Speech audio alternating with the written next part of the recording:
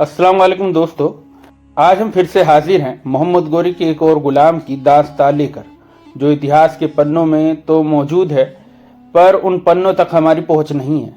आगे चलकर मोहम्मद गोरी के गुलाम ने भारत में गुलाम खानदान की शुरुआत की, जिन्हें आज सारा भारत जानता है।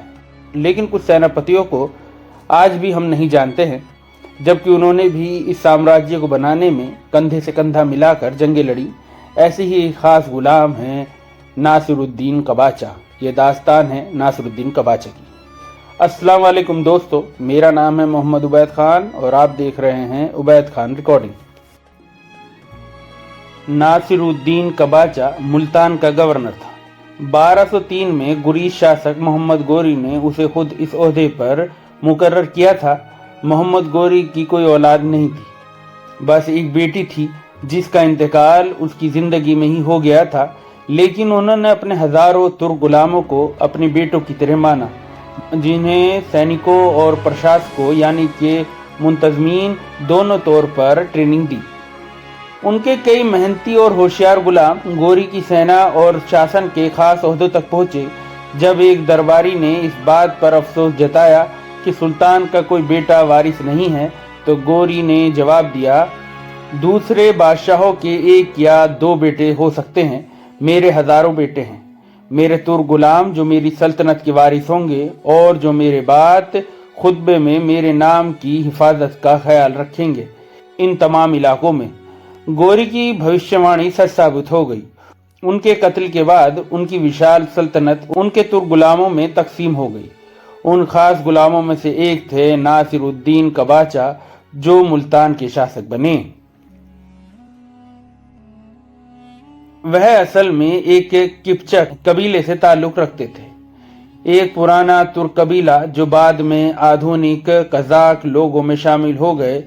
इस्लामिक सुनहरे दौर के दौरान हिजरत कर गए, जब मुसलमान एशिया में फैलने के लिए पूरब यानी कि मशरिक ख्वारज़मी सल्तनत की बुनियाद तुर्कमान और किप्चाक्स तुर्कों ने रखी थी, जो 7वीं सदी के बाद से फारसी और अरब मिशनरी मिशनों की वजह से इस्लाम में शामिल हो गए थे और इस्लाम कबूल कर लिया था। 1214 में ख्वारज़म के मोहम्मद सेकंड ने ताजुल-दीन यिल्दीज को गजनी से हराकर भगा दिया और लाहौर आकर उसने लाहौर पर कब्जा कर लिया। इल्तुतमिश ने जिस तरीके से लाहौर पर कब्जा किया उसका एहतजाज किया, और जब उसकी बात को नज़रअंदाज किया गया तो उसने लाहौर की तरफ मार्च किया। यिल्दीज ने चैलेंज को कबूल कर लिया। 25 जनवरी 1216 को दोनों सेनाएं पहले से मशहूर तराई के मैदान में मिली।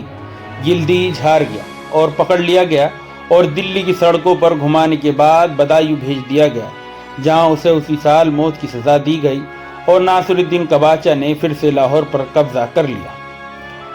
ऐबक के इंतकाल के बाद भारत में गुरीदों का शासन 4 हिस्सों में बढ़ गया। इल्तुतमिश ने दिल्ली का कंट्रोल ले लिया।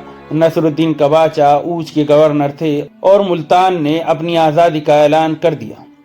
1217 में इल्तुतमिश एक बड़ी सेना के साथ कबाचा की ओर बढ़े। कबाचा ने लाहौर से मुल्तान की ओर पीछे हटने की कोशिश की, लेकिन मंसूर में हार गया। जैसे ही इल्तुतमिश अपने लेफ्टिनेंट नसरुद्दीन यतीम के पास पहुंचा, कबाचा नाव में सवार होकर भक्कर के किले की ओर भाग गया।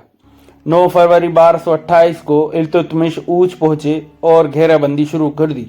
साथ ही अपने मंत्री कमालुद्दीन मोहम्मद जुनैदी के कंट्रोल में एक सेना कबाचा का पीछा करने के लिए भेज दी, जिसने अपने निशाने के तौर पर अलाउद्दीन बहराम शाह को भेजा। अलाउद्दीन कबाचा से एक माहिदा करने में कामयाब रहे। उन्होंने 4 मई को माहिदे के मुताबिक हथियार डाल दिए, लेकिन जुनैदी को माहिदे के बारे में आगाह नहीं किया गया और जुनैदी ने भक्कर को घेरना जारी रखा और कबाचा सिंध नदी में डूब गया।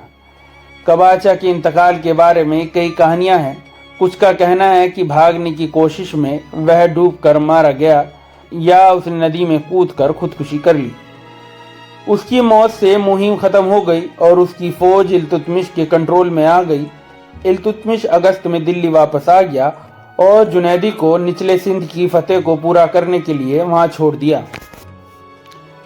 यह दास्तान थी नासिरुद्दीन कबाचा की। जिसे खुद मोहम्मद गौरी ने मुल्तान का शासक बनाया था। आज का ये ब्लॉग हम यही ख़त्म करते हैं।